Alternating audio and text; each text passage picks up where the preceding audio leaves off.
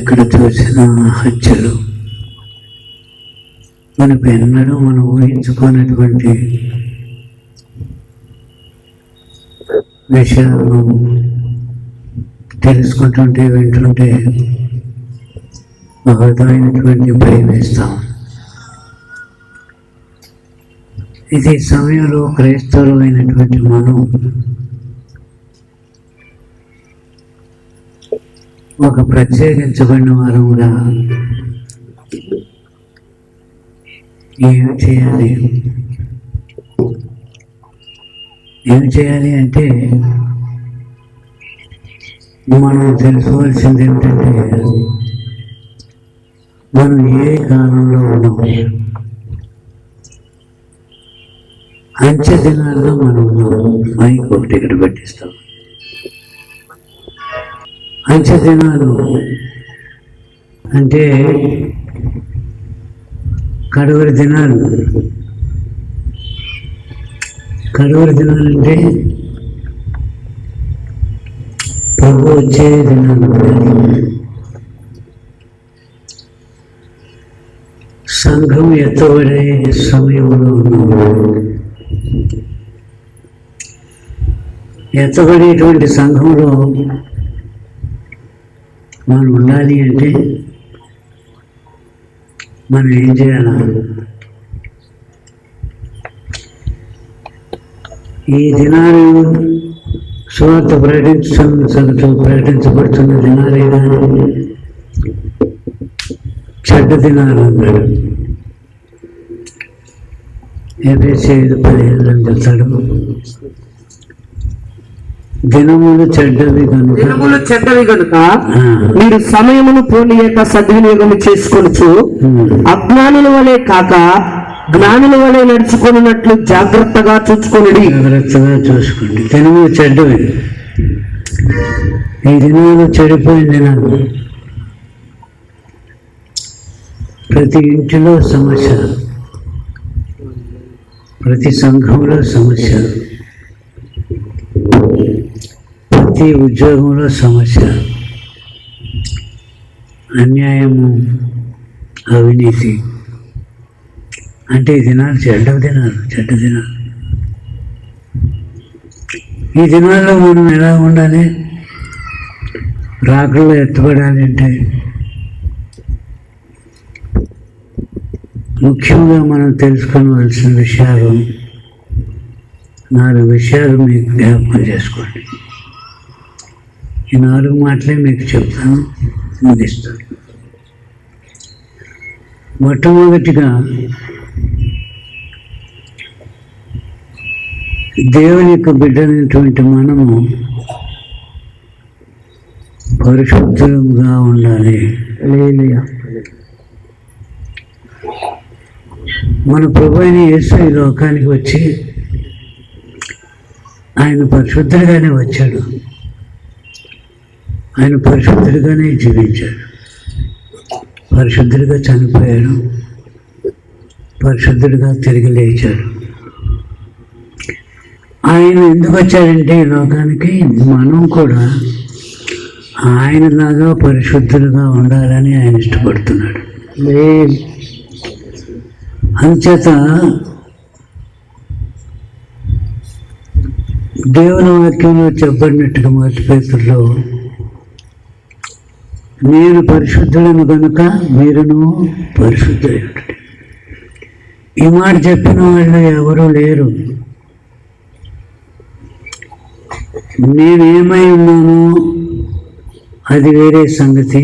మీరు మట్టుకు జాగ్రత్తగా ఉండండి, పరిశుద్ధులుగా. మన యేసయ్య మనకు చెప్పిన మాట, మీరు పరిశుద్ధులుగా ఉండండి, నేను పరిశుద్ధుడిని కూడా. అయితే పరిశుద్ధంగా ఉండటానికి సాధ్యమా? మనకు అసాధ్యమే, కానీ మన ప్రభువుకి అసాధ్యమైనది ఆయన ముందు మనల్ని పరిశుద్ధపరిచాడు. ఆయన రక్తంలో కడిగేశాడు. ఆయన మనల్ని శుద్ధీకరించాడు. మనకు పేరు పెట్టాడు, మీరు పరిశుద్ధులు. ఇంకొక పేరు పెట్టాడు, నీతిమంతుడు. కుమారులు, కుమార్తెలు, రాజులు యాజకులు మనకిచ్చిన పేరు. అయితే మనం రాజులుగానే బ్రతకాలి, యాజకులుగానే బ్రతకాలి, పరిశుద్ధులుగానే బ్రతకాలి. ఈ పరిశుద్ధతకు ఆటంకం అయ్యేటువంటి ప్రతి పరిస్థితిని మనం జయించాలి. అందుచేత అందరితో మీరు మంచిగా ఉండండి. ఎబ్రీ పత్రిక చెప్తాడు, చదవకలేదు, సాధ్యమైనంత వరకు అందరితో మీరు సమాధానం కలిగి ఉండటానికి నేర్చుకోండి. అయితే పరిశుద్ధులుగా ఉండండి. అన్యులతో మనం సమాధానంగా ఉండాలి. నామకార్థమైనటువంటి మనుషులతో సమాధానంగానే ఉందాం, దుర్మార్గులతో సమాధానంగానే ఉందాం. కానీ మనం ఏకీభవించకుండా ఉండాలి.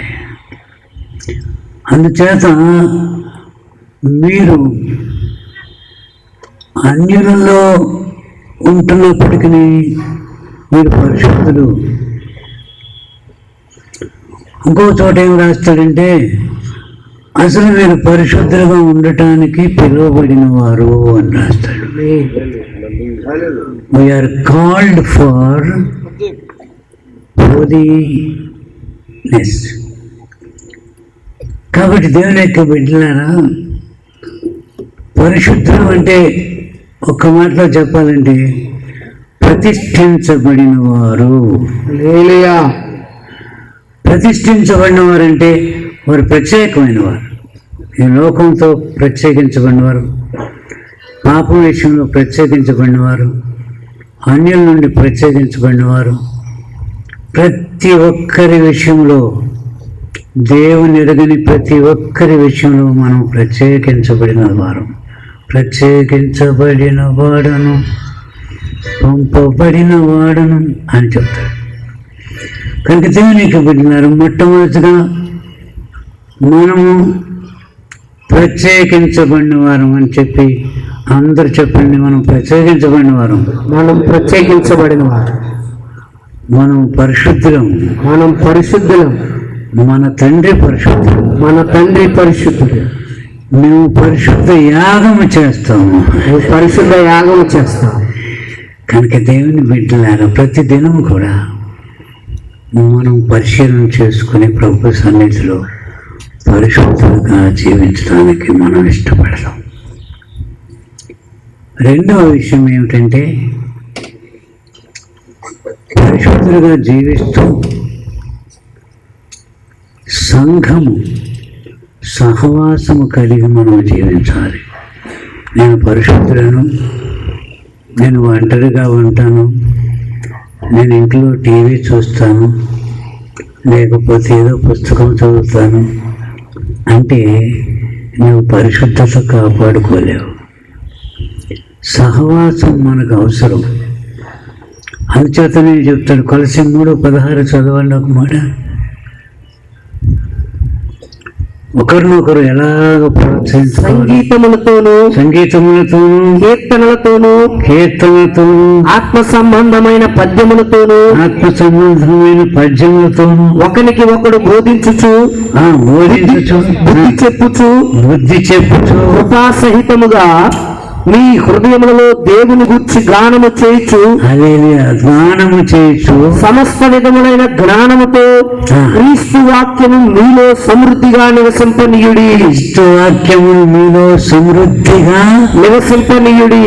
దేవుని సన్నిధికి వెళ్ళి వాక్యము హృదయంలో సమృద్ధిగా నిలిచి ఉండేలాగా ఒకరినొకరు బుద్ధి చెప్పుకుంటూ, ఒకరినొకరు దిద్దుకుంటూ, ఒకరినొకరు బలపరుచుకుంటూ, ఒకరినొకరు ప్రోత్సహించుకుంటూ సంఘ జీవితం అవసరం. సంతోషంగా ఉందా? పాటలు పాడండి. దుఃఖంగా ఉందా? ప్రార్థన చేయండి. వ్యాధిగ్రస్తులుగా ఉన్నారా? సంఘంలోకి రండి, పెద్దలను పిలిపించండి, నూనె రాసి ప్రార్థన చేస్తారు, దేవుడు ఆశ్చర్యకార్యాలు చేస్తారు. కనుక సంఘాన్ని మనం నెగ్లెక్ట్ చేస్తే, మనం రాకుండా ఎత్తబడాలంటే సంఘాన్ని లేకుండా, సంఘం కోసం ప్రభు వస్తున్నాడు, సంఘం కోసం ప్రభు ప్రాణం పెట్టాడు.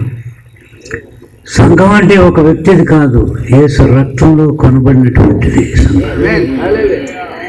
కనుక దేవుని యొక్క బిడ్డలారా, మనము సంఘ జీవులముగా ఉండాలి అని దేవుడు మనల్ని ఇష్టపడుతూ ఉన్నాడు. మొట్టమొదటిగా పరిశుద్ధులము, రెండవదిగా సంఘ జీవులము అంటే సహవాసము కలిగినటువంటి వారు, మూడవదిగా మనము ప్రార్థించే వారముగా ఉండాలి. స్తోత్రం. హల్లెలూయా. ప్రార్థించేవారు. ప్రార్థన అంటే ఏమిటి? ప్రభుతో మనకు సహవాసం, ప్రభుతో మాట్లాడటం. ఎలాంటి ప్రార్థన చేయాలి? ప్రేయర్ ఆఫ్ కన్ఫెషన్ అంటాడు, prayer of intercession, prayer in him, ఆయనలో ఉండి ప్రార్థించడం. ప్రేయర్ విత్ హిమ్ అంటాడు ఆయనతో. ప్రతి దినము కూడా క్రైస్తవుడు కన్ఫెషన్ ప్రేయర్ చేయాలి. అంటే మనం మన పాపములను ఒప్పుకునే ఎడల ఆయన నమ్మదగిన వాడును నీతిమంతుడు. కనుక మనం చిన్న పాపం చేయొచ్చు, నోటితో పాపం చేసి ఉండొచ్చు, కంటితో చేసి ఉండొచ్చు, మాటతో, ఉద్రేకంతో, అనేక రకాలుగా మనం డిస్టర్బ్ అవుతుంటాం విలోకుండా. అయినప్పటికీ మనం చేయవలసింది ఏమిటంటే ఏ రోజుకి ఆ రోజే మనం ప్రభు సన్నిధిలో మన పాపం ఒప్పుకోవాలి. యవనస్తులైనా, వృద్ధులైనా, అనుభవం ఉన్నవారైనా, అనుభవం లేని వారైనా, ఏ అంతస్తులో ఉన్నవారికి ఆ అంతస్తులో శోధనలు వస్తూనే ఉంటాయి. కాబట్టి మనము ప్రభు సన్నిధిలో కన్ఫెస్ చేయాలి, ప్రార్థన చేయాలి. రెండవ ప్రార్థన మనకు తెలుసు ఏమిటి? తిమోతిలో మనుషులందరి కొరకు, రాజుల కొరకు, అధికారుల కొరకు ప్రార్థనలు, యాచనలు, విజ్ఞాపనలు. స్తోత్రం. ప్రపంచంలో ఉన్న మతాలన్నీ తీసుకోండి మీరు. ప్రభుత్వం కొరకు ప్రార్థన చేసే మతం ఇది లేదు. దొంగల కొరకు ప్రార్థన చేసేవాళ్ళు ఎవరు లేరు. వ్యభిచారుల కొరకు ప్రార్థన చేసేవాళ్ళు ఎవరు లేరు. మనల్ని కొడుతున్న వాళ్ళని, తిడుతున్న వాళ్ళని, మనకు వ్యతిరేకంగా వ్యాజ్యమాడుతున్న వాళ్ళ కొరకు ప్రార్థన చేసే నీతి ఎక్కడా లేదు. ఒక యేసులోనే ఈ నీతి. ఈ దినమున ప్రపంచంలో అంతటిలో ఎంతో కొంత సమాధానం ఉన్నది అంటే కారణం ఏమిటంటే క్రైస్తవుల ప్రార్థన మాత్రమే. కనుక దేవుని యొక్క బిడ్డలారా, పవిత్రులుగా ఉందాం, సహవాసం కలిగి ఉందాం, ప్రార్థన చేసుకుందాం. నాలుగవ ప్రత్యేకమైన విషయం ఏమిటంటే సాక్ష్యం కలిగి ఉందాం. సాక్ష్యం ఉండాలా? సాక్ష్యం అంటే స్టేజ్ మీద జ్వరం పోయిందో, లేకపోతే ఒకటి పోయిందో, అది పోయిందో చెప్పటం మంచిది, అది సాక్ష్యమే. అయితే సాక్ష్యం అంటే అంత మాత్రమే కాదు, చేసిన మేలును తలంచుకోవడం, చేసిన కార్యాల గురించి చెప్పడం మాత్రమే కాదు. సాక్ష్యం అంటే నీ జీవితం. పౌలు చెప్తాడు, నా సాక్ష్యం ఏమిటంటే అన్నం తిని ఉండగలను, లేకుండా కూడా ఎక్కడ చూడండి, కొరింథీయులకు రాసిన పత్రిక, దేన స్థితిలో ఉన్న నెరుగుదును, సంపన్న స్థితిలో ఉన్న నెరుగుదును, ప్రతి విషయంలోను, అన్ని కార్యములలోను, కడుపు నిండి ఉన్నట్టుకును, ఆకలి కొని ఉన్నట్టుకును, సమృద్ధి కలిగి ఉన్నట్టుకును, ఏములో ఉన్నట్టుకును నేర్చుకుని ఉన్నాను. హల్లెలూయా, హల్లెలూయా. హల్లెలూయా. సాక్ష్యం అంటే ఏంటి? అన్ని పరిస్థితుల్లో నేను యేసు ప్రభువును విడిచిపెట్టను. స్తోత్రం. హల్లెలూయా. నేను పట్టుకున్న తీగకి కరెంట్ వచ్చినా సరే విడిచిపెట్టను. కరెంట్కి షాక్ వచ్చి పడిపోవాలి. అది ఎందుచేతంటే మన ప్రభు అన్ని పరిస్థితుల్లో మనకి సహాయం చేయగల దేవుడు. ఇంకా ఏంటి సాక్ష్యం అంటే? అపొస్తలుల కార్యాలు ఒక మాట చదవండి, 23:11 ఒకసారి చదవండి. ఆ రాత్రి ప్రభువు అతని యొద్ద నిలుచుండి ధైర్యముగా ఉండుము, ధైర్యంగా ఉండు, యెరూషలేములో నన్ను గూర్చి నీవు ఎలాగూ సాక్ష్యం ఇచ్చితివో, నువ్వు ఎలాగైతే సాక్ష్యం చెప్పావు అలాగున రోమాలో కూడా సాక్ష్యం ఇవ్వవలసి ఉన్నదని చెప్పారు. రోమాలో కూడా సాక్ష్యం ఇవ్వాలి. నువ్వు యెరూషలేములో ఇచ్చావు. యెరూషలేములో సాక్ష్యం ఇస్తుండగా సద్దూకయ్యులు పరిసయ్యులు వచ్చి వాళ్ళకి భేదాలు వచ్చినాయి. వాళ్ళు పునరుత్థానం లేదని, దేవదూత లేదు, ఒకరు పునరుత్థానం ఉందని లేదని వచ్చి పౌరులు ఏం చేస్తారు అనే పరిస్థితుల్లో సహస్రాధిపతి అతను వాళ్ళకి పిలిపించేస్తారు. అక్కడ పౌరుల్ని కొట్టి చంపేవాళ్ళు. లోనికి వచ్చిన తర్వాత ప్రభు ఏం చెప్తున్నాడంటే, అప్పుడే అవ్వలేదు అబ్బాయి నీ పని, రోమాలోకి వెళ్ళి నువ్వు సాక్ష్యం చెప్పాలి. Be courageous. సాక్ష్యం అంటే ధైర్యంతో కూడినటువంటిది. హల్లెలూయా. కనుక దేవుని యొక్క బిడ్డలారా, మరి ఏ పరిస్థితుల్లో రాసిన పత్రిక చదువుదాం. 8వ అధ్యాయం 39, 35వ వచనం చదవండి. క్రీస్తు ప్రేమ నుండి మనల్ని ఎడబాపు వాడెవడు? శ్రమ అయినను బాధ అయినను హింస అయినను కరువైనను వస్త్రహీనత అయినను ఉపద్రవమైనను ఖడ్గమైనను మనలను ఎడబాపునా. హల్లెలూయా, హల్లెలూయా, హల్లెలూయా, హల్లెలూయా. ఇది సాక్ష్యం. ఇది ఏ పరిస్థితుల్లోనే నా యేసు నియమించిన నియమాన్ని నుంచి నేను పోను. క్రైస్తవుల సాక్ష్యం అంటే అది ఏదో మాట వరుసగా మాట్లాడుకోవడం, మోమాటానికి ఏదో కొన్ని విషయాల్లో ఏకీపించేటువంటిది క్రైస్తవ్యం కాదు. అసలు క్రైస్తవ్యం అంటే గలతీ 2:20 పూర్తిగా ఒకటే మాట చెప్పేశాడు. చదవనా? గలతీ 2:20. నేను క్రీస్తుతో కూడా సిలువ వేయబడి ఉన్నాను. హల్లెలూయా. నేను ఎవరితో సిలువేయబడి ఉన్నాను? క్రీస్తుతో కూడా సిలువ వేయబడి ఉన్నాను. ఇకను జీవించువాడను నేను కాను, ఇకను క్రీస్తే నా యందు జీవించుచున్నాడు.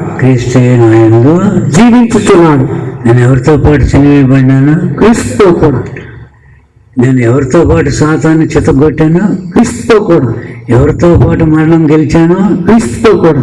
ఎవరితో పాటు సాతాన్ని తరిమాను? క్రీస్తుతో కూడా. ఎవరితో పాటు పరిశుద్ధునిగా ఉన్నాను? క్రీస్తుతో కూడా. హల్లెలూయా, హల్లెలూయా. క్రైస్తవుడు అంటే సిలువేయబడినటువంటి. కనుక ఈ దినమున దేవుని యొక్క బిడ్డ, నీవు యేసు కొరకు సాక్షిగా జీవించడానికి ఇష్టపడుతున్నావా?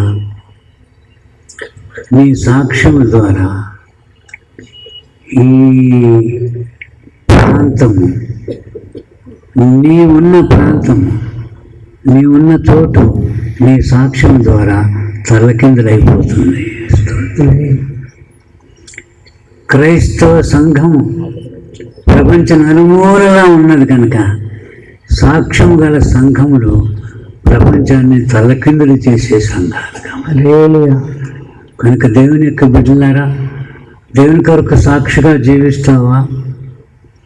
పరిశుద్ధుడిగా జీవిస్తావా? సహవాసాన్ని క్రమంగా పాటిస్తావా? దేవుని యొక్క బిడ్డగా ప్రార్థన చేస్తావా?